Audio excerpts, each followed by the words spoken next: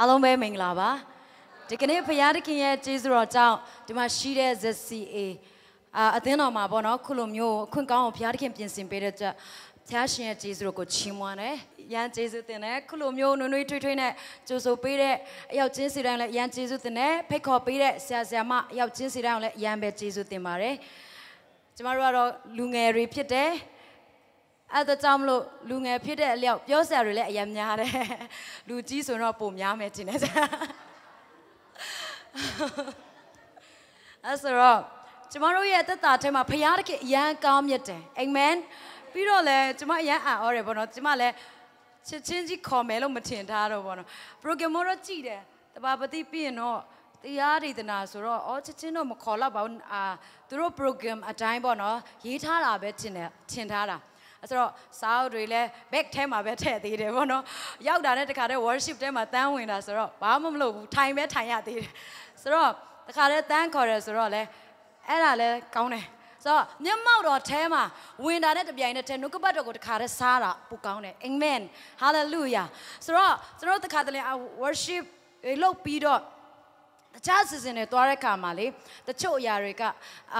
နှုတ်ကပတ်တော်ကိုမစားငတ်ခိုင်းတော့ချင်းစကားချင်းမြန်မာစကားနဲ့ဆိုတော့မစားငတ်ခိုင်းတော့ဘူးအဲ့လိုမျိုးတွေဖြစ်တတ်တယ်ဆိုတော့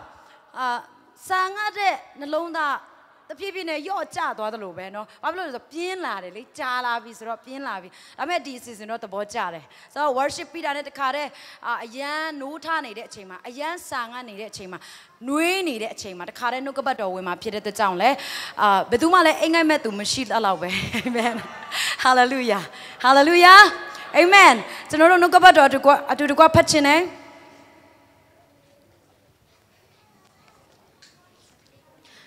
အလွတ်လဲရမယ်လို့ထင်တယ်ယောဟန်အခန်းကြီး3ခန်းငယ်16ဖြစ်တယ်ယောဟန်အခန်းကြီး3ခန်းငယ်16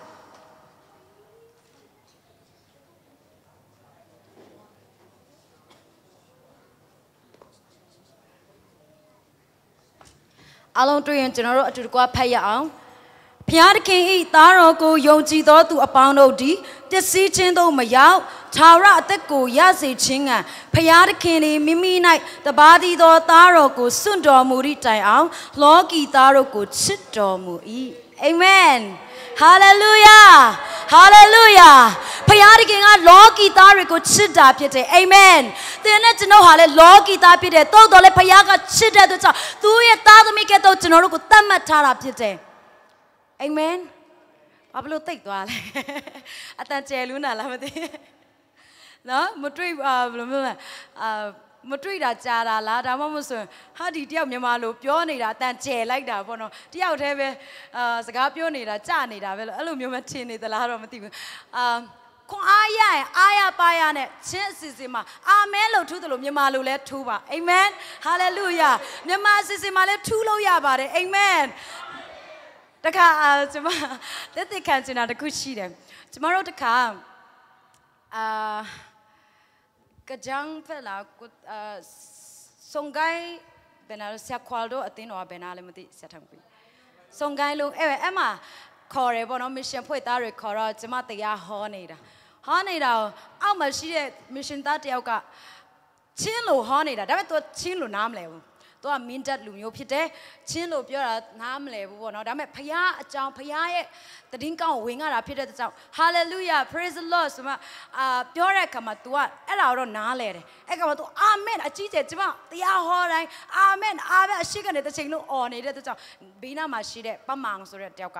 ဟဲ့နင်ကဘာဖြစ်လို့တစ်ချိန်လုံးအာမင်လို့တစ်ချိန်လုံးထူးနေတာလဲပေါ့နော်နားလဲလို့လားတော့ပြောတဲ့အခါမှာ तू နားမလဲဘူးတဲ့ဒါမဲ့လို့ကျွန်တော်ကအာမင်လို့ထူတာ तू ဆရာမကတရားဟောတာဖခင်အကြောင်းပဲဟောတာဖြစ်တဲ့ကြောင့်အာမင်လို့ထူရမှာပဲလို့ပြော तू ပြန်ပြောတယ်အဲ့နဲ့ဘေးနာကတယောက်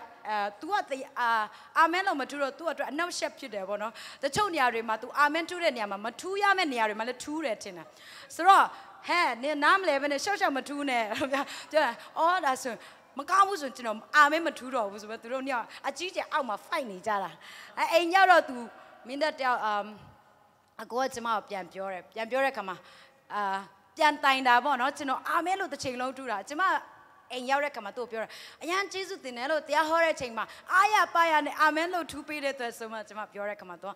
ဟုတ်တယ်လို့ဆရာမလို့ကျွန်တော်ကအာမင်လို့ထူးချင်တာဖခင်အကြောင်းပဲလေဘာပဲဖြစ်ပေါ့နော်ဘလို့ပဲဖခင်အကြောင်းဖခင်ရဲ့ကောင်းမြတ်ကြောင်းဝန်ခံတာတရားဟောတာဖြစ်တဲ့ကြောင့်အာမင်လို့ထူးမမာဘူးပေါ့နားမလဲပေမဲ့ကိုကလှုပ်ဆရာလည်းမရှိဘူးနားလည်းမလဲတဲ့အတွက်ကြောင့်အာမင်လေးနဲ့ပေါ့နော်ဖခင်ရဲ့နိုင်ငံတော်ထဲမှာပါဝင်ခြင်းနဲ့အဲကြောင့်အာမင်လို့ထူးတာဒါပေမဲ့တဲ့ဆရာမတဲ့တိုင်ပြီးဒီမှာပတ်မှန်ကကျွန်တော်ကိုမထူးခိုင်းဘူးတဲ့အဲကြောင့်ကျွန်တော်ကမထူးတော့တာတဲ့ပြောချင်တာခုနကကျွန်မဒါကြော်ညာအနေနဲ့ကျွန်မပြောပြတာဖြစ်တယ်တခါတလေကျွန်တော်တို့ကလေသိနားမလဲဘူးကိုနားလေတဲ့ဘာသာစကားမဟုတ်တဲ့ခါမှာလေအာမင်ထူဖို့အရန်ဝင်လေးကြတာအဲကြောင့်မဝင်မလေးပါနဲ့အာမင်Hallelujah အဲ့လိုဖြစ်ရမယ် Praise the Lord ချင်းလို့ပြောတဲ့အခါမှာတော့နားလဲတဲ့ကြောင့်အကြီးကျယ်အာမင်ထူတယ်ဒါပေမဲ့ကိုသိနားမလဲဘူးသိဘဝင်မကြဘူးကိုယ့်ရဲ့ခံစားချက်နဲ့သိအစီမပြေတဲ့အခါမှာအာမင်ကပိတ်သွားတယ်ဆိုတော့အာမင်မပိတ်နဲ့အာမင်ဖခင်ရဲ့ကောင်းကြီးကပိတ်သွားလိမ့်မယ် Hallelujah ဆိုတော့သင်ရဲ့ကောင်းကြီးဖခင်ပေးထားတဲ့ကောင်းကြီးမပိတ်ဖို့အတွက်သင်ရဲ့နှုတ်ကိုကြဲကြဲဖွင့်ပါအာမင် Praise the Lord ခုန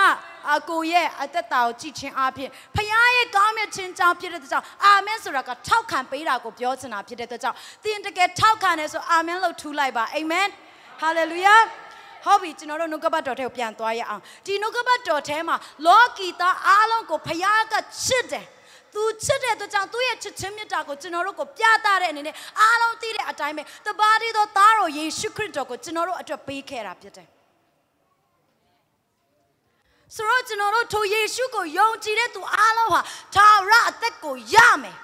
ပိုင်ဆိုင်ရမယ်ဖခင်တခင်နဲ့ပြန်လဲမှပေါင်းစည်းရမယ်ဖခင်တခင်နဲ့ပြန်လဲမှမိတ္တဟာရဖွဲ့ရမယ်လို့ဖခင်တခင်ကဂတိပေးထားတာဖြစ်တယ်သင်နဲ့ကျွန်တော်ကိုချစ်တဲ့အတွက်ကြောင့်ဖြစ်တယ်အာမင်ကိုချစ်တဲ့သူတို့အားလုံးကိုပေးဆက်ချင်တာဖြစ်တယ်ဒီမှာကြည့်မိခင်တွေဖခင်တွေအမေနဲ့အဖေချစ်တဲ့အတွက်ကြောင့်သူတို့နဲ့ပေါင်းသင်းလာတာဖြစ်တယ်Amen တကယ်မြတ်တာစနဲ့မချစ်ဘူးဆိုပေါင်းသင်းစရာအကြောင်းမရှိဘူး Praise the Lord ဆိုတော့ဖခင်တခင်ကကျွန်တော်တို့ကိုချစ်တဲ့အတွက်ကြောင့်သူ့ရဲ့သားတော်ကိုပေးတာကကျွန်တော်တို့ကိုချစ်တဲ့အတွက်ကြောင့်သူနဲ့ကျွန်တော်တို့အတူတူပေါင်းသင်းခြင်းနဲ့ Amen အတူတူနေခြင်းနဲ့မေတ္တာရဖွဲ့ခြင်းနဲ့ယဉ်ကျေးကြွဝင်ခြင်းတဲ့အတွက်ကြောင့်သူ့ရဲ့သားတော်ကိုပေးခဲ့တာဖြစ်တယ်ထိုအရာကိုကျွန်တော်တို့ကလက်ခံဖို့အတွက်အစဉ်သင့်ရှိဖို့အတွက်လိုအပ်တယ်ကျွန်တော်တို့ကအစဉ်သင့်မရှိနိုင်ဘူးဘာကြောင့်လဲဘာကြောင့်အစင်သက်မဖြစ်နိုင်တာလဲမချစ်လို့ပေါ့တကယ်ချစ်အတူတူနေမှာလေဆိုတော့ဖခင်တခင်ကကျွန်တော်တို့ကိုချစ်တဲ့အတွက်ကြောင့်သူ့ရဲ့သားတော်ကိုပေးတယ်သူ့ရဲ့သားတော်ကိုရရှိပိုင်ဆိုင်ထားတဲ့သူမှန်သမျှဖခင်နဲ့အတူတကွစံစားရမှာဖြစ်တယ်ဖခင်တခင်နဲ့ပြန်လဲမမိတ္တဟာရဖွဲ့ရမှာဖြစ်တယ်ဖခင်တခင်ရဲ့မြတ်တာထဲမှာပျော်မွေ့ခြင်းဝမ်းမြောက်ခြင်းငြိမ်သက်ခြင်းတွေနဲ့အသက်ရှင်လျှောက်လန်းရမှာဖြစ်တယ်လောကမှာငြိမ်သက်ခြင်းကအရန်ရေးကြည့်တာဖြစ်တယ်လောကမှာပျော်ရွှင်ခြင်းကလည်းအရန်ရေးကြည့်တာဖြစ်တယ်လောကမှာငြိမ်သက်ခြင်းဝမ်းမြောက်ခြင်းပျော်ရွှင်ခြင်းဆိုတာဒီလောကီသားတွေအချင်းချင်းမှာမရနိုင်ဘူးအကယ်လို့ကျွန်တော်ရတယ်ဆိုရင်တောင်ယေရှုမခံဘူးအခုကမှဆိုရင်လင်မယားတွေမိသားစုတွေကွဲပြစ်ကြတယ်ပျက်စီးကြတယ်ဒါပေမဲ့ဒီအရာတွေဘာကြောင့်ကွဲရတာလဲချစ်ပါတယ်ချစ်လို့ညားခဲ့ကြတယ်ချစ်လို့ယူခဲ့ကြတယ်သားသမီးတွေရခဲ့ကြတယ်ဘာဖြစ်လို့ကွဲကြတာလဲမချစ်လို့မဟုတ်ပါဘူးချစ်ပါတယ်ဒါပေမဲ့ပြောတယ်ကျမပြောမယ်ဒါပေမဲ့ချစ်တယ်ဆိုပေမဲ့ဒါပေမဲ့သူကကျွန်တော်အလိုတိုင်းမဖြစ်ဘူးကျွန်တော်ကြိုက်နေတဲ့ရာကို तू မလုပ်နိုင်ဘူးပြီးတော့တချို့ကရှိရအခုခက်ဆိုဝါလွန်းတယ်အရန်ခက်စားနေတယ်လေမင်္ဂလာဆောင်ပါစတာရဲ့တဲ့ဝါရင်ဖြစ်ပါစေပိန်ရင်ဖြစ်ပါစေပိန်ပို့ကြိုက်တယ်ထင်တယ်ဆိုဝါရင်လည်းအဲ့ဒါလေးထည့်ပေးပါလို့ပြောကြတယ်ပေါ့နော်ဟာတာအနေနဲ့ဆိုတော့ကျွန်တော်တို့ထည့်စရာမလိုပါဘူးအာမင်ဟာလေလုယာဆိုတော့ချစ်လို့လက်ထပ်ခဲ့ကြတယ်အယမ်းချစ်တယ်သင်မရှိမနေနိုင်ဘူးအသက်မရှိနိုင်ဘူးသင်နဲ့ပဲအတူတူနေချင်တယ်ထာဝရကောင်းကင်မှာအတူတူသွားချင်တယ်အဲ့လိုမျိုးပြောကြတယ်အပြိုးကြွေတဲ့သူတွေနော် ပြောကြကောင်းကင်မှာလည်းအတူတူသွားမယ်ကောင်းကင်မှာတော့အပထောင်ဒီလောကမှာတည်တဲ့အထိပေါ့နော်အတူတူပေါင်းနိုင်ဖို့လုပ်ပါမဟုတ်ဘူးလား Hallelujah ရမ်းမှန်တယ်လေနော်မဟုတ်ဘူးလားဒီလောကမှာလေအတူတူပေါင်းနိုင်ဖို့အတွက်အရင်ဆုံးစဉ်းစားရအောင်အရင်ဆုံးပေးဆက်ရအောင်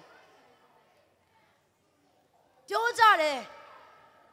စင်ချင်းတွေဟာသူကအန်ကြီးများတယ်အိမ်ရောက်တဲ့ချိန်လုံးပူချစ်နဲ့ပြောတယ်ငွေတစ်ထောင်ပေးရင်လည်းမလဘူးသားသမီးတွေလည်းကောင်းမပြုစုနိုင်ဘူးမိခင်ကောင်းမဟုတ်ဘူးဖခင်ကောင်းမဟုတ်ဘူးအရက်သမားပဲအိမ်ကြီးပဲတစ်ချိန်လုံးဝယ်ချင်တယ်နော်မိန်းကလေးတွေဆိုထမိန်ပဲပြောတယ်ယောက်ျားလေးတွေဆိုဟိုမိန်းကလေးကိုကြည့်လိုက်ဟိုတယောက်ကိုကြည့်လိုက်နဲ့နော်အဲ့ဆိုတော့မိန်းမပြောပြီလေပူချစ်ပြောပြီယောက်ျားနောက်တစ်ခုဟာဒီမိန်းမလည်းအင်ဂျီနဲ့အလှပြင်စရာနဲ့အော်ဒီလောက်အလှပြင်တာတောင်မချစ်တဲ့ဟာကြီးကိုနော်ဆိုတော့မနေအလှပြင်ရတယ်သူများစီမှာပါသွားမှာဆိုလို့လေမဟုတ်ဘူးလားပြင်ရတယ်မျက်နှာလည်းမသိသွားလည်းမတိုက်ဘူးနန်းစောနေဆိုတော့ကိုယ့်ယောက်ျားပဲသူဘယ်အဆင်ပြေပါမလဲနော်မဟုတ်ဘူးလားယောက်ျားလေးတွေလည်းအဲ့တိုင်းပဲကိုမိန်းမနားကိုသွားချင်တယ်ဒါပေမဲ့နန်းစောနေတယ်ဆိုအဆင်မပြေဘူးလေဆိုပြင်ဆင်ရတယ်ငွေကုန်တယ်ဘာဖြစ်တယ်ညာဖြစ်တယ်လောကမှာစင်ချင်းတွေကအများကြီးရှိတယ်မချစ်လို့မဟုတ်ပါဘူးစင်ချင်းတွေလာပြီအရင်ခက်ခဲတယ်သူငါရဲ့မိဘကိုမချစ်ပေးဘူးလေငါရဲ့ညီကိုတွေကိုမချစ်ပေးဘူးလေသူအပြစ်တွေမြင်ဖို့ပဲရှိလာတယ်ဒီလိုအပြစ်တွေမြင်လာတာကဘာကြောင့်လဲ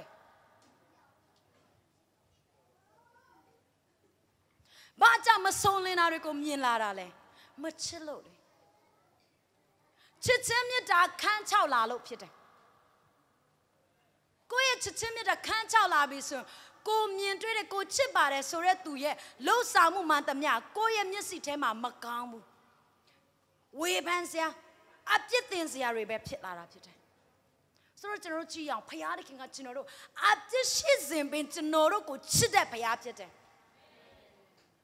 ဆိုတော့ကျွန်တော်တို့ပြောရအောင်အပြစ်တွေမြင်တယ်စင်ချင်းတွေအများကြီးပေးတယ်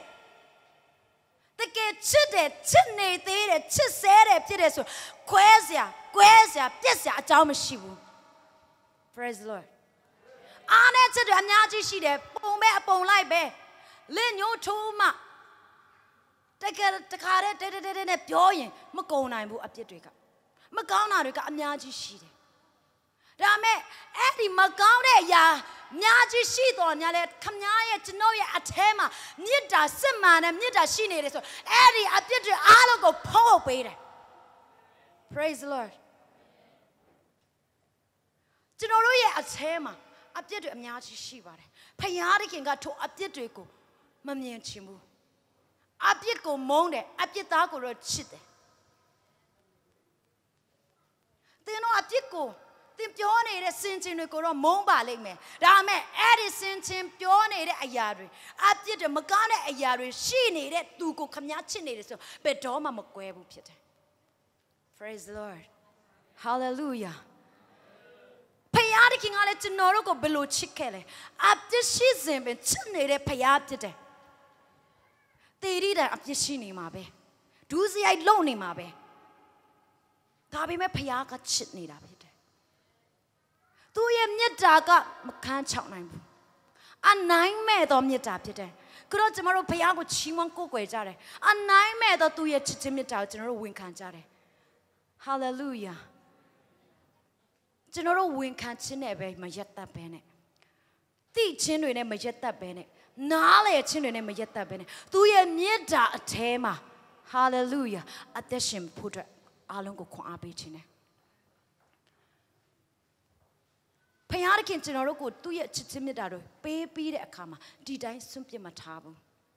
Hallelujah Praise Lord ဟေးခမည်းကိုကျွန်တော်ပေးစရာတွေအပေးစရာတွေအကုန်လုံးပေးပြီးပြီခမည်းဘာသာခမည်းနေခဲ့ငါလှုပ်ခိုင်းတာလှုပ်နော်မပြောဘူး Praise Lord သင်မလှုပ်နိုင်ဘူးဟာသင်ကိုမဆပေးမယ်သင်နဲ့အတူရှိမယ်လို့ပြောတဲ့ဖခင်ဖြစ်တယ် Praise the Lord အပြစ်ရှိပါတယ် မုန်းဖို့ကောင်းပါတယ်ရင်စရာဖို့ကောင်းပါတယ်ဒါပေမဲ့ဖယားတခင်ကအဲ့ဒီအပြစ်ရှိတဲ့ကျွန်ုပ်တို့ကိုချစ်တဲ့ဖယားဖြစ်တယ်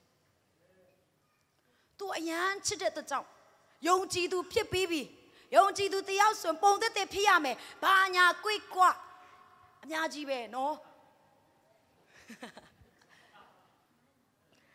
ရှိတယ်အများကြီးပဲဘယ်လိုနေရမယ်ဘယ်လိုသွားရမယ်ဘာလုပ်ရမယ်ဘာစားရမလဲမစားရဘူးစားရမယ်ဘယ်လိုကိုင်ရမယ်အများကြီးရှိတယ်လုံနိုင်တာရှိတယ်လို့မလုံနိုင်တာတွေလည်းအများကြီးရှိတယ်ဒါပေမဲ့ပညာတော်ထဲမှာကျွန်တော်တို့အသက်မရှိနိုင်ဘူးအသင်းတော်ရဲ့ဘောင်ထဲမှာလည်းကျွန်တော်တို့အသက်မရှိနိုင်ဘူးကိုယ့်ရဲ့စီကံထားတဲ့ကိုယ့်ဘာသာကိုစီကံထားတဲ့ကိုယ်တိုင်ဖောက်ပြတ်တယ်မနေနိုင်ဘူးငါဒီလိုစံစာဖတ်မယ်ငါဒီလိုစုသားမယ်ဒီလိုသွားမယ်ကိုယ့်ဘာသာစီမံခန့်ခွဲတယ်ဒါပေမဲ့ကိုယ်တိုင်ကဖောက်ပြတ်တယ်အဲ့ဒီပညာထားတဲ့သတ်မှတ်ထားတဲ့စီမင်းစည်းကအားလုံးကိုကိုယ်တိုင်ကဖောက်ပြတ်တယ်မလိုက်နိုင်ဘူးဒါပေမဲ့ဘုရားသခင်ချစ်နေတယ်အာမင်ဟာလေလုယာဘုရားသခင်ကခွင့်လွှတ်တယ်ဘာကြောင့်ခွင့်လွှတ်တာလဲချစ်လို့ခွင့်လွှတ်တာဖြစ်တယ်ကိုမချစ်တဲ့သူရဲ့အပြစ်ကိုလေခွင့်လွှတ်ပေးဖို့အရန်ခက်တာဖြစ်တယ်ဒါပေမဲ့အရန်ချစ်တယ်ဆိုရင်ခွင့်လွှတ်ပေးဖို့လွယ်လွယ်လေးပဲဟာလေလုယာ praise the lord ခက်ပါတယ်ဒါပေမဲ့အဲ့ဒီချစ်ချင်းမေတ္တာကလွယ်ကူတဲ့အသွင်သို့ပြောင်းလဲပေးတာဖြစ်တယ်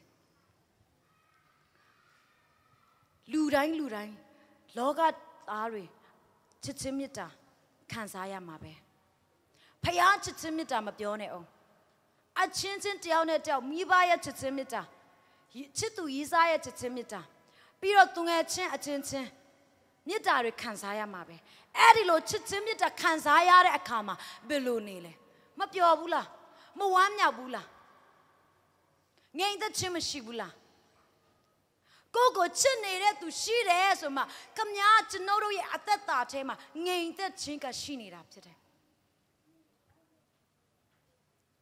ပျော်နေတာဖြစ်တယ်ဝမ်းမြောက်နေတာဖြစ်တယ်ဟာလေလုယာထိုကဲ့သို့ပဲဖယားသခင်ကိုသင်နဲ့ကျွန်တော်ချစ်လာပြီဆိုရင်ဖယားသခင်အမတန်ဝမ်းသာတာဖြစ်တယ်ကျွန်တော်တို့ကဖယားရဲ့ချစ်ခြင်းမေတ္တာကိုပဲခံစားခြင်းတယ်ဖယားကိုချစ်ဖို့တော့အားနေတယ်ဖယားကိုချစ်ဖို့ဘာဖြစ်လဲအားနေတယ်ဘာကြောင့်အားနေတယ်လို့ပြောတာလဲဆိုရင်လူအနေနဲ့ကျွန်တော်တို့ကချစ်ချင်းမေတ္တာကိုမပေးချင်ဘူးရပဲရချင်တာဖြစ်တယ်ကျမလည်းအဲ့လိုပဲ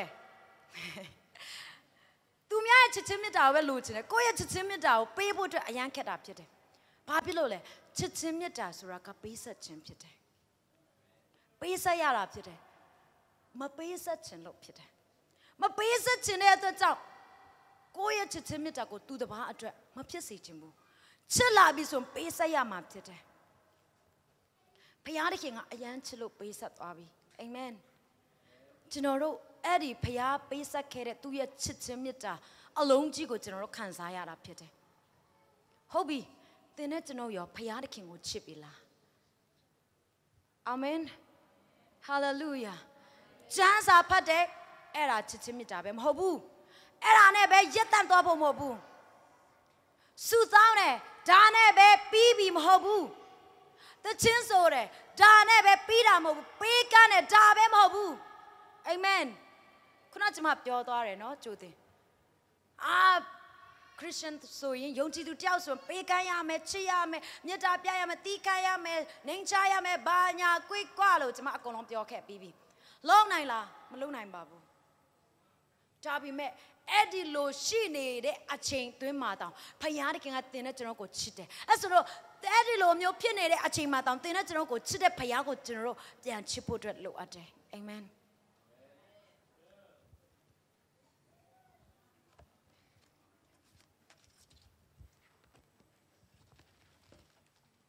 ဒီကနေ့ကျွန်တော်တို့ mission မှာကျွန်တော်တို့devotion group devotion လုပ်တဲ့အရာပေါ်မှာကျွန်တော်တို့တမန်တော်ဝတ္ထုအကြောင်းတမန်တော်ဝတ္ထုခန်းကြီး6ခန်းငယ်ခွန်အခန်းကြီး6 အခန်းကြီးခွန်အဲ့ဒီနှစ်ခုကိုကျွန်မကူးကားပြီးမှပြောချင်တယ်ဒီလိုမျိုးဖျားပေးထားတဲ့ချစ်ချင်းမြတ်တာတင်းနဲ့ကျွန်တော်တို့အแทမှာရောက်ရှိလာပြီဆိုအဲ့ဒီချစ်ချင်းမြတ်တာကလေအလုတ်လုတ်လာတာဖြစ်တယ်ခုနကကျွန်မပြောတယ်နော်ကိုချစ်တဲ့သူအတွက်ပေးဆက်ဖို့အတွက်အစင်တစ်ပဲခွန်းလို့ပေးဖို့အတွက်ချစ်နေတဲ့အတွက်ကြောင့်ဖြစ်တယ်ဘယ်လိုပဲဖြစ်ဖြစ်ချစ်နေတဲ့အတွက်ကြောင့်လေဘယ်လောက်ပဲသွားခေါ်နေပါစေဟုတ်လားနားပိန်းနေပါစေနော်မျက်စိဆွဲနေပါစေဝတ်ချံပေါက်နေပါစေချစ်တာပဲဟာလေလုယာဆရာစီကခါရပြောတယ်ကျွန်တော်ရဲ့ဝတ်ချံတွေကတဲ့ဝေးချင်းတယ်ဆိုရင်လည်းအများကြီးပေးရမယ်တဲ့ပြီးတော့မင်းအပြိုရဲတဲ့ငါ့ကိုချစ်တာအဲ့ဒီဝတ်ချံကြောင့်လည်းငါ့ကိုဆွဲကြတာတဲ့အမေအရင်ဈေးကင်တာနော်ဆိုတော့ကိုယ့်ရဲ့ဖြစ်ချင်းကိုကြည့်ပြီးမှချစ်တာမဟုတ်ဘဲနဲ့ချစ်နေလို့ချစ်နေတာဖြစ်တယ်ရုပ်ချောလုံးလို့လည်းချစ်တာလည်းမဟုတ်ပါဘူးနော်ရုပ်ချောတဲ့သူကိုပဲချစ်မယ်ဆိုရင်ကျွန်တော်တို့တွေကသွားပြီလေဟုတ်ဘူးလားဆိုတော့ရုပ်ချောလို့လည်းချစ်တာမဟုတ်ဘူးချစ်နေလို့ရုပ်ချောလာတာဖြစ်တယ်အာမင်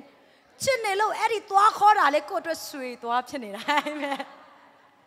မဟုတ်ဘူးလားကျမလည်းနည်းနည်းသွားခေါ်တယ်ကိုသွားခေါ်မှန်ကိုမသိဘူးအရင်ကအရင်ပိန်လာတဲ့ခါမှာနည်းနည်းသွားခေါ်တာကိုတိတာလာတယ်ဒီမလေးရှားရောက်မှကိုသွားခေါ်မှန်တိလာတယ်အဲ့ဒါ2013ရောက်မှပဲအော်ငါသွားခေါ်နေပါလားဆိုမှကိုတိလာတယ်အရင်ပိန်လာတော့လေအရင်ပိန်လို့နဲ့ဒီမှာခြိုက်သွားတာတခါမန်ထဲမှာရီချိုးပြီးတော့အခန်းထဲမှာဝင်လာတဲ့ခါမှာဒီလိုလဲတာဒီလိုကြည့်လိုက်တော့မြင်တာပေါ့နော်မြင်တော့စောင်းကြည့်လို့မြင်အော်မန်ကိုပြန်ကြည့်တာကျမတငယ်ချင်းတို့ကြည့်သူကသွားခေါ်တယ်အဲ့မဲ့သူကတချင်းစုတတ်တယ်အဲ့မဲ့သူကဒီလောက်တချင်းတော်တာသွားခေါ်တာကိုဆိုမှကျမပြောတာပေါ့ဘယ်ဟုတ်မလဲကိုလည်းသွားခေါ်နေတာဒါပေမဲ့တချင်းမစုတတ်ဘူးမတော်ဘူးအော်ဆိုမှကိုရဲ့ဖြစ်ချင်းကိုနောက်မှသိတာနော်သူများကအရင်ပြောတယ်ဆိုတော့မပြောရဲတော့ဘူးသွားခေါ်တဲ့သူတွေလည်းအရန်ကောင်းတယ်အရန်ချောတယ်ဆိုတော့ကိုလည်းခေါ်နေတာကိုဆိုတော့မပြောရဲတော့ဘူးဆိုတော့ပိတ်သွားပြီဆိုတော့ကျွန်တော်ရဲ့သက်တာထဲမှာချစ်နေလို့အဲ့ဒီသွားခေါ်တာလေဗာလဲကို့အတွက်ချစ်နေတာဖြစ်တယ်အဲ့ဒါမှတ်ထားတယ်ကောင်းတယ်သွားခေါ်တဲ့သူတွေ့တယ်ဆိုတင်းရဲ့သွားဆွေသွားအရန်လာတယ်လို့သွားပြောပေးလိုက်အရန်ပျော်သွားမှာဖြစ်တယ်အာမင်နင်သွားနေခေါ်တယ်နော်လို့သွားမပြောမိစေနဲ့နော်ဟိုမှာရှက်ပြီးသားနော်ငကိုကလေးကဖြိပြီးသားသွားပြောင်းသွားပြီလို့အဲ့ဒီလူကဘယ်တော့မှစကားပြောမှာမဟုတ်တော့ဘူးအဲ့ဆိုတော့ဘလို့ပဲသွားခေါ်နေပဲစေဟာအရန်ချောတာပဲသွားပြောချင်အရန်ပျော်တာဖြစ်တယ်အာမင်သွားမရှိနဲ့သင်သွားမရှိဘူးလားလို့သွားမပြောမိနဲ့ဘာလို့လဲနောက်တစ်ခါ तू မပြုံးတော့ဘူးဒီလိုဖြစ်သွားမှာဒီလိုပြုံးတာတောင်သွားပေါ်မှာသွားမရှိတဲ့သွားကပေါ်မှာဆိုတော့မပြုံးရဲတော့ဘူးလေသင်ကြောင့် तू တရားမပြုံးနိုင်တော့ဘူးဆိုရင်ဘလို့လုပ်မလဲဒီထဲမှာမပြုံးနိုင်တဲ့လူတွေကြီးပဲစုနေရမှာဆိုတော့ဟာသင်သွားမရှိဘူးလို့မပြောမိပါစေနဲ့အာမင်ဆိုတော့ကျွန်တော်တို့အကောင်းကိုပြောဖို့အတွက်တခါတလေအရန်ခက်တယ်နော်ဆိုတော့ဒါတွေကတော့ကြားထဲမှာကြော်ညာတွေထည့်ပေးတာဖြစ်တယ်ဆိုတော့တခြားမသွားတော့ဘူးနှုတ်ကပတ်တော်ပဲဆက်သွားခြင်းတယ်တတိဖန်ရဲ့တက်တာထဲမှာတတိဖန်ဆိုတော့စတီဗန်ဖြစ်တယ်တတိဖန်ရဲ့တက်တာထဲမှာသူဟာလေဖယားသခင်ရဲ့ရွေးနှုတ်ခြင်းကိုယေရှုကိုယ်တိုင်ကသူ့ကိုရွေးထားတာမဟုတ်ဘူးသူဟာတပည့်တော်17ပါးကရွေးထားတာဖြစ်တယ်တပည့်တော်တွေကရွေးထားတာဖြစ်တယ်အခုခက်ဆိုရင်ဘယ်သူတွေဖြစ်မလဲ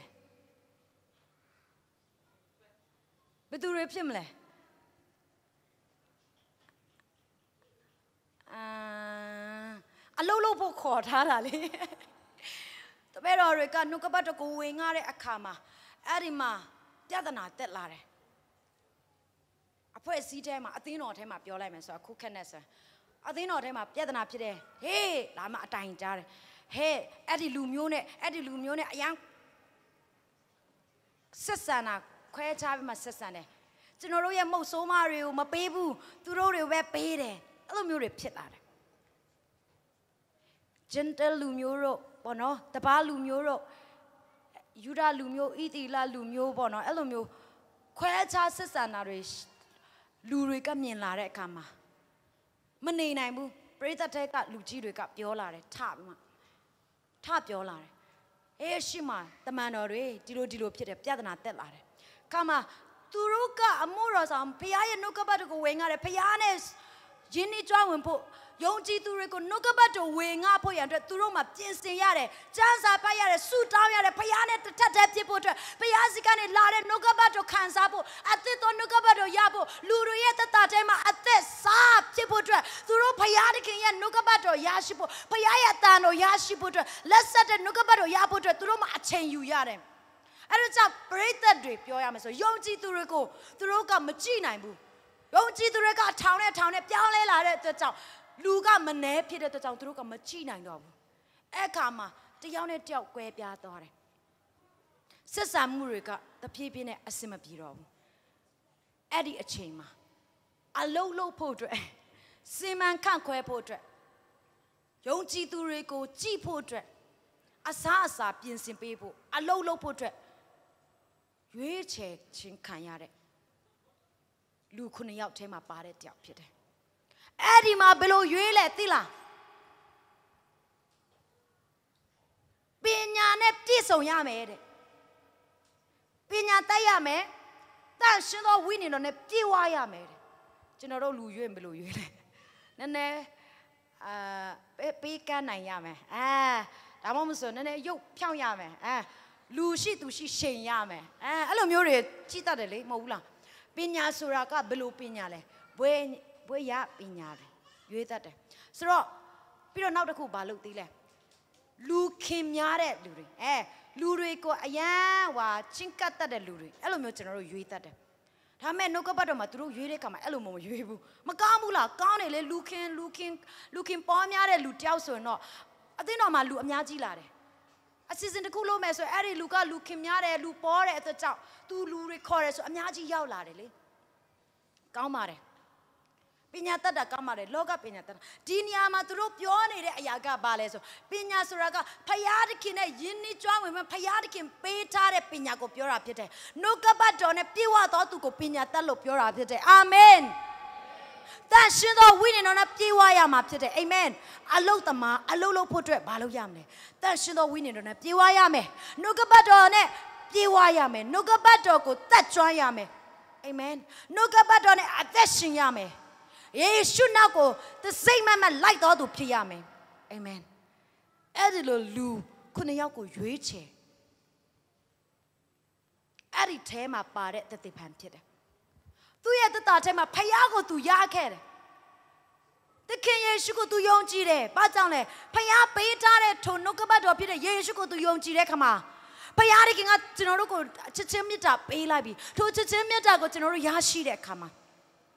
အငြိမ်မနေဘူးအလုတ်သမားနော်အခုကဆိုတ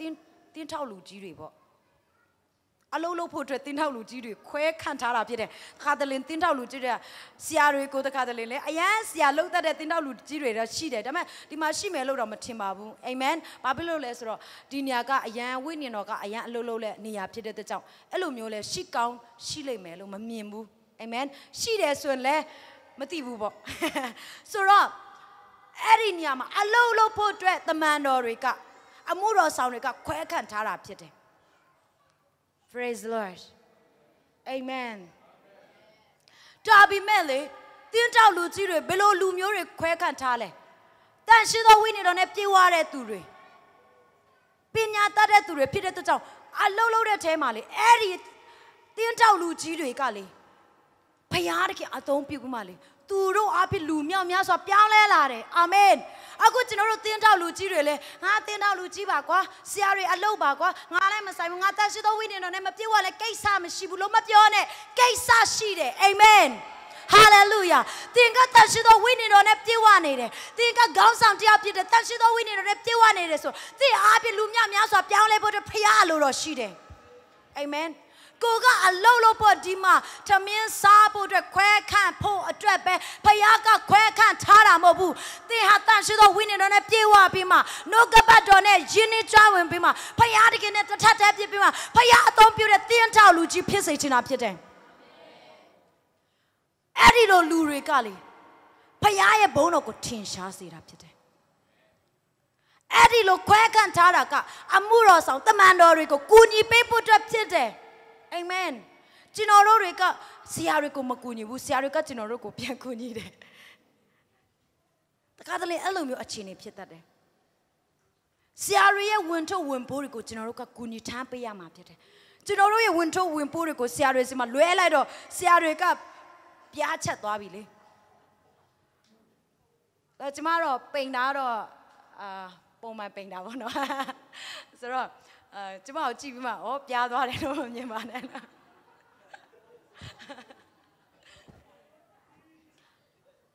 အချမ်းလို့ကျွန်တော်တို့ခေါင်းဆောင်တွေတင်းထောက်လူကြီးပြောတဲ့အခါမှာ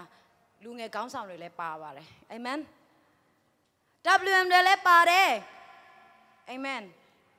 Sunday school ဆရာဆရာမတွေလည်းပါတယ်အာမင်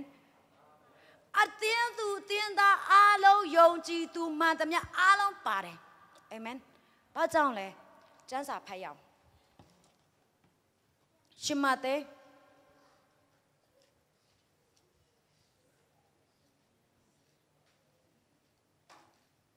ခန်းကြီး28ခန်းငယ်19နဲ့20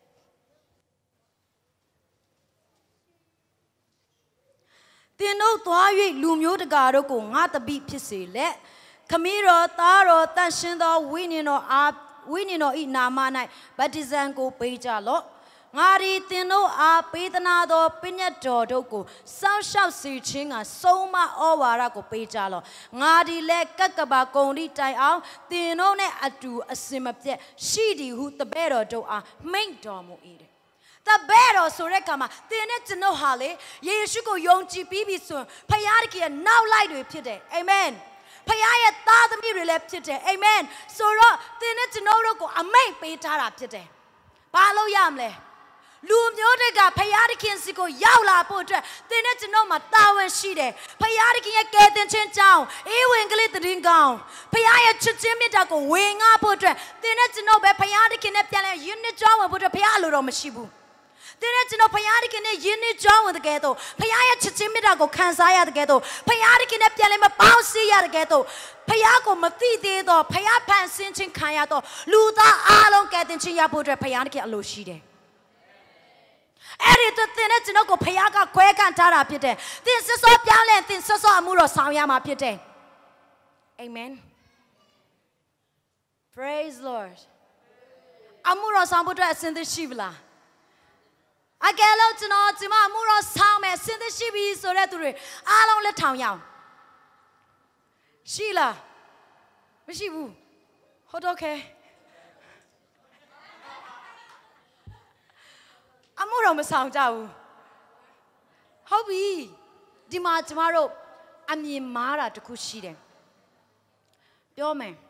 ဘာကြောင့်လက်မထောင်တာလဲဆိုတော့ကျမသိတယ်ကျမတို့သတ်မှတ်ထားတဲ့အမှုတော်ဆောင်ဆိုတာဆရာဆရာမတွေအသင်းတော်မှာအချိန်ပြည့် full time လုပ်တဲ့သူတွေအဲ့ဒီလိုလူတွေမှကျွန်တော်တို့အမှုတော်ဆောင်လို့သတ်မှတ်တယ်part time ဖြစ် full time ဖြစ်အဲ့ဒီလိုလုပ်ပြီးမှလောကအလုပ်ကိုမလုပ်ဘူးဖယားတခင်အတွက်ပဲအသင်းတော်ထဲမှာစက်ကတ်တဲ့ဧဝံဂေလိထွက်တယ်အဲ့ဒီလိုလူမျိုးတွေမှကျွန်တော်တို့ကအမှုတော်ဆောင်လို့သတ်မှတ်တာဖြစ်တယ်ဖယားတခင်ကချမ်းစာမှာပြောတယ်အဲ့ဒီလိုလူမျိုးတွေပဲငါရမှုတော်ဆောင်လို့တခွင်းမှမပြောဘူးအာမင်ဖယားပြောတာကယုံကြည်သူအားလုံးသူ့အမှုတော်ဆောင်ရမယ်လို့ပြောတယ်အာမင်တင်နဲ့ကျွန်တော်ဟာလေယုံကြည်သူဖြစ်တယ်သူ့ရဲ့အမှုတော်ကိုဆောင်ရမှာဖြစ်တယ်တင်ရှိတဲ့နေရာမှာထမင်းချစ်တဲ့နေရာမှာအမှုတော်ဆောင်ပါအာမင်သားသမီးတွေကိုပြုစုတဲ့နေရာမှာအမှုတော်ဆောင်ပါအာမင်သူငယ်ချင်းတွေနဲ့ပန်းပေါ်တဲ့နေရာမှာအမှုတော်ဆောင်ပါအာမင်တင်လို့တဲ့နေရာတိုင်းမှာအမှုတော်ဆောင်ရမှာဖြစ်တယ်ပါစတာတွေမှာfull time လုပ်တဲ့သူမှ part time လုပ်တဲ့သူမှဧဝံဂေလိဝင်ငါတဲ့သူမှထွက်တဲ့သူမှလူငယ်ကောင်းဆောင်မှ WM မှတင်းထောက်လူကြီးမှ minister မှအမှုတော်ဆောင်မဟုတ်ဘူးအာမင်တင်ဟာယုံကြည်သူတယောက်ဆိုအမှုတော်ဆောင်ပဲကိုပြောပါကျွန်တော်ဟာဖခင်တခင်ရဲ့အမှုတော်ဆောင်ဖြစ်တယ်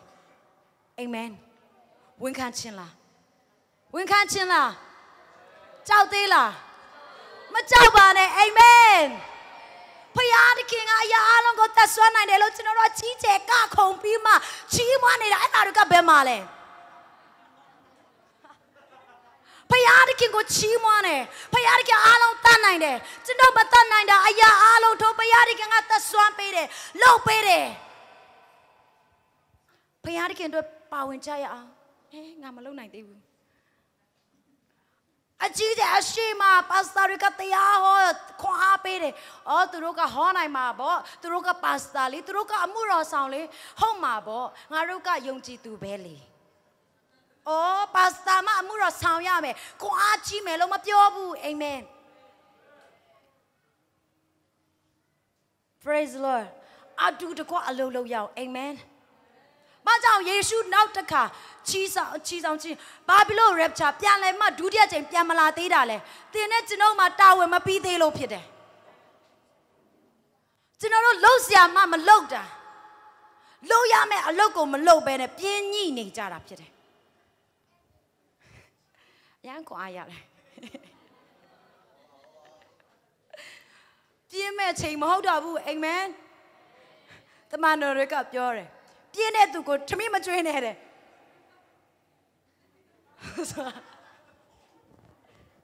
အယံပြင်ကိုယ့်ရဲ့ကောင်းကြီးတွေလည်းပိတ်ခံရမှာဆိုတော့ကျွန်တော်တို့အယံကြောက်တယ်မကြောက်ပါနဲ့ကျွန်တော်တို့ကိုဖေးမကူညီပေးမဲ့အားလုံးတည်တဲ့တန်ရှင်းသောဝိညာဉ်တော်အားလုံးတည်တာနဲ့မသွားနဲ့ခမညာတည်နေတဲ့အရာကိုခမညာအထဲမှာထဲလိုက်ပါနေရာပေးပါအလုံးလုံးခိုင်းပါအာမင်ဒီမှာရှိတဲ့လူအများကြီးပဲရီမယ်ဆိုအရန်ကြာမှာဆိုတဲ့အတွက်ကြောင့်မရီတော့ဘူး90ကျော်လောက်100နီးပါးရှိမယ်ဆိုတော့အဲ့ဒီတရားကလူတယောက်စီဧဝံဂေလိဝင်ငါတယ်ဆိုပါစတာတွေလည်းအဲ့လောက်ကြီးပြင်ပန်းစရာမလိုဘူးလေဟုတ်ဘူးလားကိုရှိတဲ့နေရာမှာလေတရက်မှာယုံကြည်သူတယောက်မယုံကြည်သူတယောက်စီကိုတွားပြီးမှဧဝံဂေလိဝင်ငါလောက်ခမည်းတော်လို့ဝင်ငါခိုင်းတာမဟုတ်ဘူးအာမင်မတော်လို့လေမဝင်ငါခိုင်းတာမဟုတ်ဘူးအာမင်တော်ဒီဖြစ်ပါစေမတော်ဒီဖြစ်ပါစေတတ်ဒီဖြစ်ပါစေမတတ်ဒီဖြစ်ပါစေသင်နဲ့ကျွန်တော်ကိုအမိတ်ပေးထားတယ်အမိတ်ဆိုတာကလှုပ်ချင်းမလှုပ်ချင်းလှုပ်ရမယ်အလုပ်ဖြစ်တယ်မလှုပ်ရင်ကျွန်တော်တို့ကိုပြန်လဲပြီးမှဖယားကတောင်းမှဖြစ်တယ်ဥပရိထဲမှာမဖြစ်မနေလှုပ်ရမယ်အလုပ်ကျွန်တော်တို့အများကြီးရှိတယ်ရေမီခကျွန်တော်တို့ပေးရတယ်မပေးရင်ဘာလုပ်ခံရလဲပိတ်ပလိုက်တယ်လေမီးမပေးတော့ဘူးရေလဲပိတ်လိုက်တယ်ဆိုတော့တောက်စရာရေမရှိဘူးရေချိုးစရာရေမရှိတော့ဘူးမီးမရှိတော့ညမှာအမောင်ကြီးထဲမှာမောင်နေတော့ကျွန်တော်လမ်းကိုလင်းစေးရမှာလိုနေပြီလေအလင်းဆိုတော့ပိတ်လိုက်ပြီဆိုရင်ကျွန်တော်တို့လိုနေပြီဖြစ်တဲ့အတွက်ကြောင့်အလင်းလိုပြီဖြစ်တဲ့အတွက်ကြောင့်ဗိဆန်သွားသွင်းရတယ်ချစ်ချင်းမရဘူးတလဒဏ်ခတ်ချင်းခံရတယ်တပတ်2ရက်3ရက်ဒဏ်ခတ်ချင်းခံရတယ်ခမညာငွေသွင်းပြီးချစ်ချင်းမလာဘူးမသွင်းခင်မှာလည်းမီးပိတ်ခံရတယ်ရေပိတ်ခံရတယ်အဲ့ဒီမှာ short ဖြစ်နေပြီငွေသွင်းပြီးပြီတခါတည်းဒိန်ကနေမီးမလာသေးဘူး2နာရီ3နာရီလားဒါမှမဟုတ်1ရက်လား1ပတ်လား3ရက်လား1လလားဒဏ်ခတ်ချင်းခံရတယ်ဆိုတော့ကျွန်တော်တို့ရဲ့သက်တာတွေမှာဖခင်ကတော့ဒဏ်ခတ်မှာတော့မဟုတ်ပါဘူးတင့်ကိုတင်ဒဏ်ခတ်လိမ့်မယ်တင့်ကိုတင်မကောင်းတော့ရရှုံချင်းကိုတင်ကိုယ်တိုင်ကယူလိုက်တာဖြစ်တယ်တင်ကောင်းခြင်းခံစားရမယ်တင်ချီးမြှောက်ခြင်းခံရမယ်အရာကိုတင်ကိုယ်တိုင်ကဘာလုပ်လဲပိတ်ဆို့လိုက်တာဖြစ်တယ်တင်ကိုယ်တိုင်ကတားဆီးလိုက်တာဖြစ်တယ်အဲ့ဆိုတော့တင်ကိုယ်တိုင်ရဲ့ကောင်းကြီးကိုတင်ကိုယ်တိုင်တားဆီးတဲ့သူမဟုတ်ဘဲနဲ့အာမင်ပိတ်ဆို့တော်သူမဟုတ်ဘဲနဲ့ဖွင့်တော်သူလက်ခံရရှိတော်သူဖြစ်ဖို့အတွက်တင်နဲ့ကျွန်တော်မှာအလုပ်ရှိတယ်အာမင်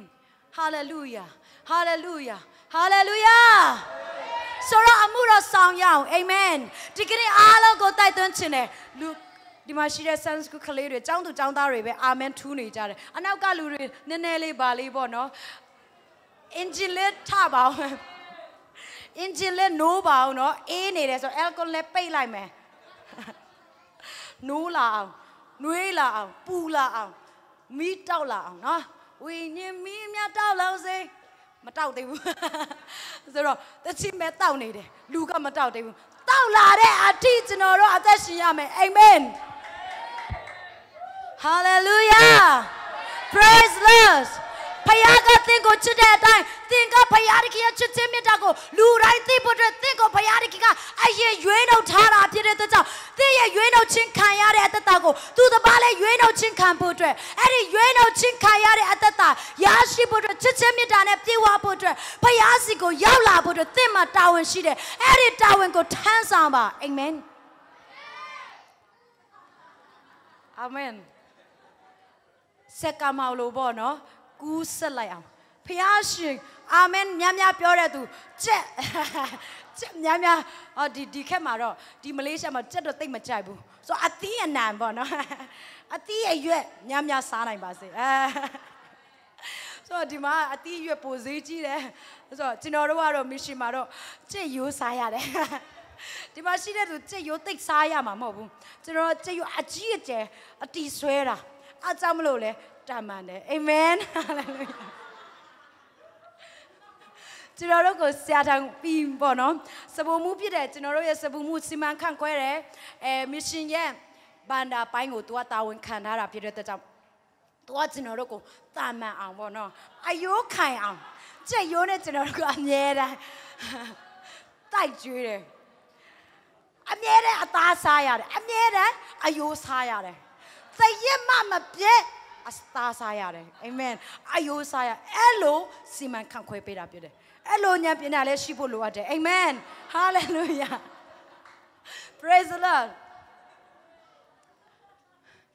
တခါတလေကျွန်တော်တို့จิตသားတို့ပေါ့နော်ဝတ်သားတို့ तू ဝတ်သားတိတ်မကြိုက်ဘူးဆိုတော့ तू ကပြောတယ်ဝတ်သားစားခြင်းတယ်လို့ပြောတယ်လေဝတ်သားစားရင်လည်းဒီလိုဖြစ်တယ်မကောင်းဘူးတဲ့အဲ့ဒါတက်တယ်ကြက်သားဝယ်မယ်ဟောတခါလာလဲကြက်သားမဟုတ်ဒါဆိုအမဲသားကဈေးကြီးတယ်တဲ့ဟောကိုယ့်ရဲ့ဘာသာနဲ့မကိုက်ဘူးတဲ့ဒါဆိုစုသားမယ်မဝယ်နဲ့တော့လို့ပြောလိုက်တယ် तू ဘူးလေ तू စီကိုတောင်းရင်ဘာဖြစ်လဲဟိုကအစင်မပြေလိုက်တရားအစင်မစအရင်စုတောင်းတယ်သူ့စီကိုပြောမယ်ဆိုကိုရောလို့အခုဆရာတောင်ပြီးစီကိုreport တင်ရမယ်ဆိုအသားစားခြင်းတယ်အဲ့ဒီဟင်းစားခြင်းတယ်အဲ့ဆိုတော့သူ့ရဲ့နှလုံးသားကိုတော့ကောင်းချီးပေးပါ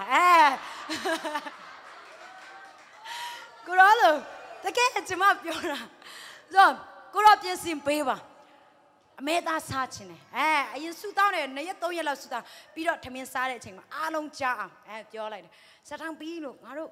အသားမစားတာနည်းနည်းကြာပြီဆိုတော့ဒီအပတ်ဘယ်နှစ်ရက်နဲ့တော့မသိဘူးလို့ဆရာတွေနည်းနည်းအထူးရှယ်လာတဲ့ဆရာတွေလာတဲ့အချိန်အသားဟင်းချက်ရအောင်ဘာဟင်းချက်မလဲသူမေးတယ်ဆိုအမေသားချက်ရအောင်ပျော်ပြီလေဘာဟင်းချက်မလဲဆိုအမေသားဟင်းချက်မယ်ဆိုဆိုဒါဆိုရင်ဘယ်လိုမျိုးတွေစားမလဲဆိုဘယ်လိုမျိုးတွေဆိုဘာနာဘယ်လိုရှိလဲအမေပြောတယ်ဆိုဟာခမညာအနေနဲ့စိတ်တဘောကောင်းရင်ကောင်းတယ်လို့ပေါ့ဆိုမကောင်းဘူးဆိုရင်ဟင်းကတဲ့အစင်မပြောသူစိတ်တဘောမကောင်းဘူးဖြစ်သွားမှာလေဆိုတော့သူလေအကောင်းဆုံးပြင်ဆင်လာတယ်အာမင်ဟာလေလုယာ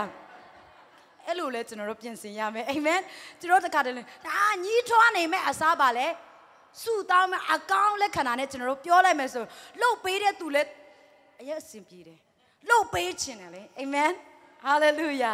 ဆိုတော့အဲ့ဒါကဥပမာနဲ့ကျွန်မကကြော်ညာပေးလိုက်တာဖြစ်တယ်အာမင်အရန်ချစ်စရာလေးကောင်းပါတယ်လို့ဆရာတော်ပြစီမံခန့်ခွဲတာလည်းအရန်တော်တယ်အားကြောင့်လည်းအခုချိန်လေးလည်းငွေမရှိပေမဲ့ run နိုင်တာဖြစ်တယ်ဘုရားဒီကံကသူ့ကိုကောင်းကောင်းစီမံခန့်ခွဲနိုင်တဲ့ဉာဏ်ပညာကိုပေးထားတာဖြစ်တယ်သူ့ကိုလည်းကောင်းတဲ့ပဲချီးဂုဏ်ပြုပေးရအောင်အာမင်ဟာလေလုယာအဲ့ရောက်ကျွန်မတီဆွဲတော့မှာ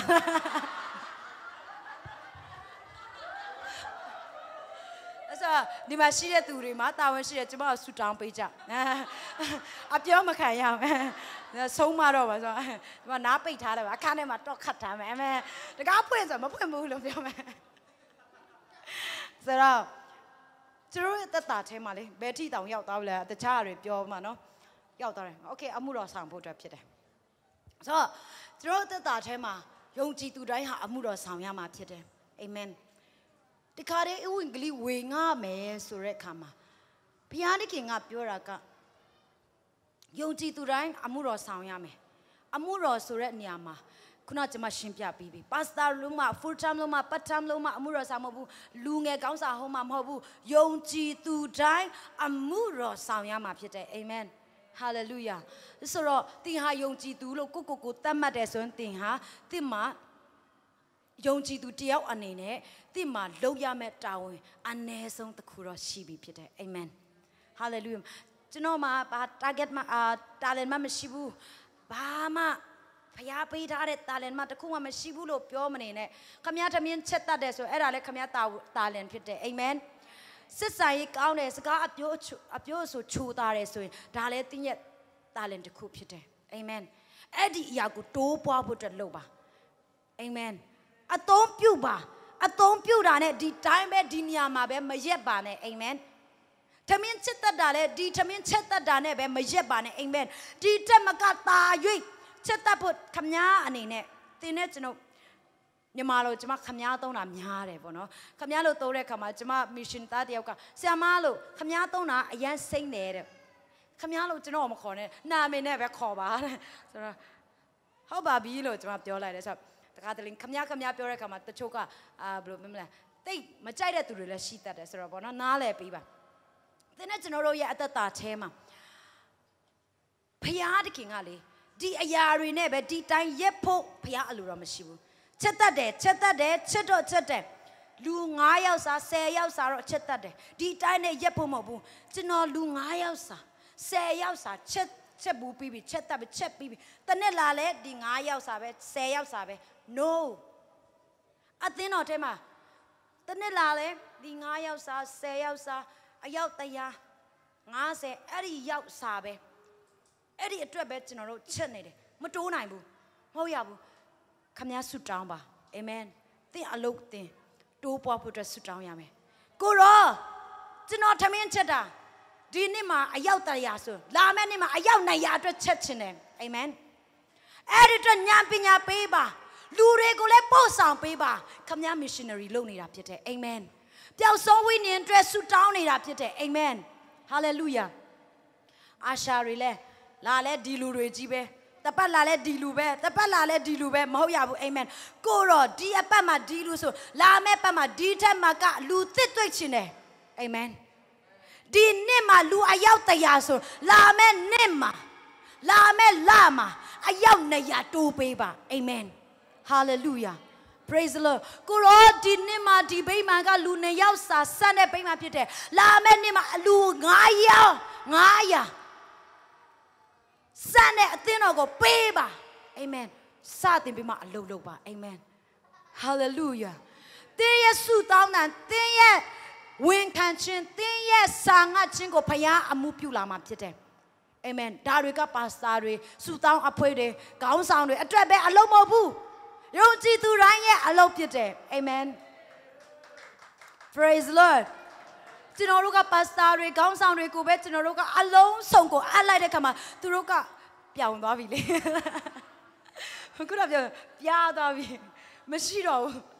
အဲ့ဆိုတော့သူတို့ကခန်းကြဟိုအတင်းတော်လဲဟိုအိမ်ကိုလဲလာချင်းတယ်ဟိုလဲသွားချင်းတယ်မသွားနိုင်တော့ဘူးအားကုန်သွားပြီဆိုတော့ကျွန်တော်တို့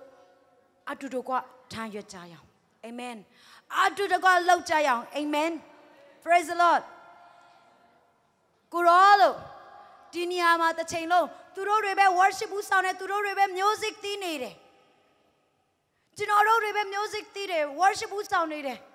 ကိုရောလူသစ်တွေလိုချင်တယ်လို့ဒီမှာ musician တွေအရန်ဆူတောင်းရမှာဖြစ်တယ် amen ဒီမှာဆို worship ဆိုကိုရောလို့ worship တမအသစ်တွေပို့ပေးပါလို့ခဏခဏဆူတောင်းရတယ်ကိုတွေပဲတခါလာလဲဒီအပတ်လဲဒီနေရာမှာကိုပဲတခါလာလဲဒီနေရာမှာကိုပဲ backup လဲကို worship leader လဲကိုဆိုအစီမပြေတော့ဘူးကိုရောအသစ်ပို့ပေးပါအာမင်လူသစ်ပို့ပေးပါပျောက်ဆုံးဝိညာဉ်ပို့ပေးပါအာမင်ဟာလေလုယာဆုတောင်းရမယ်အာမင်အနေဆုံးတော့ဆုတောင်းရအောင်အာမင်ဟာလေလုယာအကြီးကျယ်တနိုင်နိုင်ဆုမတောင်းရင်လည်း3မိနစ်ဆုတောင်းလိုက်အာမင်3မိနစ်လည်းအများကြီးဆုတောင်းဖြစ်တယ်အာမင်ဟာလေလုယာစကားအများများတဲ့သူဆိုပို့တောင်းဆုတောင်းဖြစ်တယ် ဟုတ်လားအရင်စကားနေတဲ့သူအတွက်တော့10လုံးလောက်ဆိုရင်10မိနစ်တော့ကုန်သွားတာပေါ့နော်စဉ်းစားတာနဲ့ तू ဘာပြောရမလဲဆိုတော့စဉ်းစားတာနဲ့ကုန်သွားတယ်ဆိုတော့ကျွန်တော်တို့ရဲ့အသက်တာထဲမှာဘုရားသခင်ရဲ့ချစ်ခြင်းမေတ္တာကျွန်တော်တို့ခံစားပြီးပြီအဲ့ဒါကြောင့်မခံစားသေးဘူးဆိုရင်အမှုတော်ဆောင်ဖို့အတွက်ဝင်လေးဝင်ထုတ်ကိုအတွက်ဖြစ်လိမ့်မယ်ပြီးတော့လဲဂယုစိုက်လဲစိုက်မှာမဟုတ်ဘူးပြီးတော့လဲစိတ်ထဲမှာတောင်ရှိမှာမဟုတ်ဘူးနောက်ဆုံးအနေနဲ့ဘာကြောင့်ယုံကြည်သူတယောက်အနေနဲ့ကျွန်တော်တို့အမှုတော်ဆောင်ဖို့ခုနပြောနေတဲ့နိုင်ငံတော်အတွက်အတူတကွပါဝင်ဖို့အတွက်ဘာဖြစ်လို့ဝင်နေနေတာလဲကိုကြည်နေတယ်ကိုရဲ့အားနဲ့ချက်ကိုရဲ့မသက်ဆွမ်းခြင်းသူတစ်ပါးရဲ့သက်ဆွမ်းခြင်းကိုရဲ့အားနဲ့ချက်သူတစ်ပါးရဲ့မသက်ဆွမ်းခြင်းကိုရဲ့အားသာချက်အားနဲ့ချက်ပဲမဟုတ်ဘူးနော်အားသာချက်လည်းပါတယ်ဟာသူတို့ကအရန်ကောင်းတယ်ဒါမှမဟုတ်ဟာသူတို့ကမကောင်းဘူးဟာကျွန်တော်ကဒီနေရာမှာမကောင်းဘူးဟာငါဒီနေရာမှာပိုကောင်းတယ်အဲ့လိုမျိုးဖြစ်တတ်တယ်ဒါပေမဲ့ကိုဒီတိုင်းဒီမှာဖလှယ်ပြီးမှလိုက်ကြည့်နေဖို့မဟုတ်ဘဲနဲ့ကိုချစ်ပြီးမှမေတ္တာပြခဲ့တဲ့မေတ္တာအလုံးစုံကိုပေးခဲ့တဲ့ထိုဖယားသခင်ရဲ့အလိုတော်ကိုဝင်ခါဖို့ဖြစ်တယ်ခုနကကျွန်မပြောတယ်ဖယားကိုပြန်ချစ်ရအောင်အာမင်ဟာလေလုယာဟာလေလုယာဖယားသခင်ကပြောတယ်ဖယားသခင်တပါးဒီသားကိုချစ်ပါပြီးရင်ကိုချစ်တဲ့ကဲတော့ကိုပတ်ဝန်းကျင်မှာရှိတဲ့အချင်းချင်းကိုလည်းချစ်ပါတယ်အာမင်ဟာလေလုယာညီကိုမောင်နှမတွေလည်းချစ်ရမယ်အာမင်အချင်းချင်းလည်းချစ်ရမယ်အာမင်ဟာလေလုယာမချစ်နိုင်သေးလို့မဝင်ငှနိုင်သေးတာတချို့ကပြောတယ်ကျွန်တော်တို့ချင်းလူမျိုးတွေအရန်ရည်စရာကောင်းတယ်နော်ဟဲဒီဗမာတွေတရားမဟောချင်ပါဘူးသူတို့တွေနဲ့ကောင်းကင်နိုင်ငံမှာသွားချင်ဘူးတဲ့အဲ့လိုမျိုးတွေရှိတတ်တယ်နော်အရန်ဆိုးတယ်ဒီအရက်သမားတွေသူတို့ဖြစ်နေသူတို့ခံမလေးစီဒီလောက်တောင်အရက်တောက်နေတာငရဲတွန့်လည်းကောင်းတယ်အဲ့လိုမျိုးမဟုတ်ရဘူးအာမင်ယုံကြည်သူတွေအာမင်ကိုရဲ့ချစ်ချင်းမြတ်တာတွေကဘယ်ရောက်သွားလဲမသိဘူးနော်ဆိုတော့တချို့ရှိသေးတယ်မွတ်စလင်တွေအင်္ဂလိပ်ဝင်ငါရမယ်ဟိန္ဒူတွေအင်္ဂလိပ်ဝင်ငါရမယ်ဆိုအရာမဝင်ငါချင်ဘူးဘာဖြစ်လို့လဲမချစ်နိုင်ဘူးဒါပေမဲ့ဘုရားသခင်ကတော့ကျွန်တော်တို့ကိုအပြစ်သားဖြစ်တဲ့အရာအပြစ်ရှိတာကိုတော့အရန်ချစ်တယ်လို့ပြောတယ်နော်ဘုရားသခင်ကကျွန်တော်တို့မကောင်းမှန်းသိပြီးမှချစ်နေတာကိုသိရသားနဲ့ကိုနဲ့အတူမကောင်းတဲ့သူတွေကိုတော့ဘုရားရဲ့ချစ်ချင်းမေတ္တာရရှိဖို့တော့ကျွန်တော်တို့ကဝင်လေးနေတယ်ကိုယ်တိုင်ချစ်ချင်းမေတ္တာနဲ့ပြည့်ဝခြင်းခံစားရတယ်ဆိုရင်သူတစ်ပါးလည်းချစ်ချင်းမေတ္တာရရှိဖို့အတွက်လဲကိုယ့်အထဲမှာကိုယ့်ရဲ့ချစ်ချင်းမေတ္တာကိုပြန်လည်းမစီးစင်းစေပါအာမင်ဟာလေလုယာဟာလေလုယာဆိုတော့သင်နဲ့ကျွန်တော်ရဲ့အသက်တာထဲမှာခွဲခြားခြင်းတွေဖယ်ရှားရအောင်အာမင်ကောင်းတဲ့သူကိုပဲချစ်တယ်ဧဝံဂေလိဝင်ရတယ်ဆိုရင်ဒါတော့မဟုတ်သေးဘူးအာမင်ဟာလေလုယာစိတ်ထဲမှာတော့မထင်ပါနဲ့သူကမစ်ရှင်လုပ်နေလို့ဒီလိုပျော်ဆုံးဝိညာဉ်တွေလမ်းဘေးရောက်နေတဲ့သူအရက်တောက်တဲ့သူတွေကိုဧဝံဂေလိဝင်ကမစ်ရှင်လုပ်နေတော့သူကပြောတာပေါ့လို့ထင်ကောင်းထင်နိုင်မယ်ကျမကအစားကကျမဒီလိုအရက်သမားတွေနဲ့ပေါင်းဖော်ချင်တာမဟုတ်ဘူးသူတို့တွေကိုပြုစုဆောက်ရှောက်ချင်တာလည်းမဟုတ်ဘူးသူတို့တွေကိုကဲမသွင်းပြီးမှမစ်ရှင်လုပ်ချင်တာမဟုတ်ဘူးကျမလုပ်ချင်တဲ့တကယ်စိတ်ထဲမှာလုပ်ချင်တဲ့ငယ်ကတည်းကကျမဆူတောင်းခဲ့တာကကလေးသူငယ်တွေကိုမစ်ရှင်ထိုးဖောက်ချင်တာဖြစ်တယ်ဘာကြောင့်လဲသူတို့တွေငငယ်ကလေးကနေပြောင်းလဲလာပြီဆိုကြီးလာတဲ့အခါမှာစိုးစရာအကြောင်းမရှိဘူးဖခင်ရဲ့နှုတ်ကပတ်တော်နဲ့တစ်စက်မတ်သူတို့သွားနိုင်မှာဖြစ်တယ်အဲ့ဒါကြောင့်မလို့အဲ့ဒီຢာကိုကျွန်မ subject အနေနဲ့လဲကျွန်မသွားတယ်သင်တန်းတွေလဲသွားတယ်အဲ့လိုပဲထိုးဖောက်ခဲ့တယ်ဒါပေမဲ့ဘုရားသခင်က2019ခုမှာလုံးစရာပေးတဲ့အခါမှာဒီလိုဘုရားသခင်ကိုစာငတ်ပြီးမှဘုရားကိုဘယ်လိုတွေ့ရမလဲဆိုမှစာငတ်တဲ့သူတွေဖြစ်တဲ့အယက်တော့ပြီးမှဘဝပြည့်နေတဲ့ဘုရားကိုစာငတ်နေတဲ့လူတွေကိုကြည့်ပြီးမှပြုစုစောင့်ရှောက်ဖို့အတွက်ဘုရားသခင်ကကျွန်တော်ကိုနေရာပေးတယ်တာဝန်ချလိုက်တဲ့အခါမှာညှင်းလို့မရတော့ဘူးအကြောင်းမလို့တဲ့ အလိုအတိုင်းမှုတော်မဆောင်ဘဲနဲ့ဖခင်ကကိုဘယ်နေရာမှာထားလဲဖခင်ကကိုဘယ်လိုအလုံးလုံးခိုင်းလဲအာမင်ဟာလေလုယာဟာလေလုယာအဲ့ဒီအတွက်အလုံးလုံးပါအာမင်သင်မှာသင်ရှိတဲ့နေရာမှာအမှုတော်မြတ်အတွက်ဖခင်သခင်ချစ်ချင်းမြတ်တာခံစားရတဲ့ကဲတော့ထိုချစ်ချင်းမြတ်တာကိုစီးစင်းစေပြီးမှသူတပါးအတွက်အလင်းဖြစ်ဖို့ချစ်ချင်းမြတ်တာကူးဆက်ဖို့အတွက်ဖခင်သခင်နဲ့ပေါင်းဆက်နိုင်ဖို့အတွက်ပြန်လည်ပြီးသင်မြတ်ဖို့အတွက်နိုးထဖို့အတွက်သင်နဲ့ကျွန်တော်ကိုဖခင်သခင်အလိုတော်ရှိတာဖြစ်တယ်အဲ့တော့ကြောင့်အရောက်ချင်းစီတိုင်းပေါ်မှာဖခင်ရှင်ကောင်းချီးပေးပါစေဒီကနေ့ဒီအရာနဲ့အားလုံးကိုခွန်အားပေးခြင်းနဲ့အရောက်ချင်းစီတိုင်းဖခင်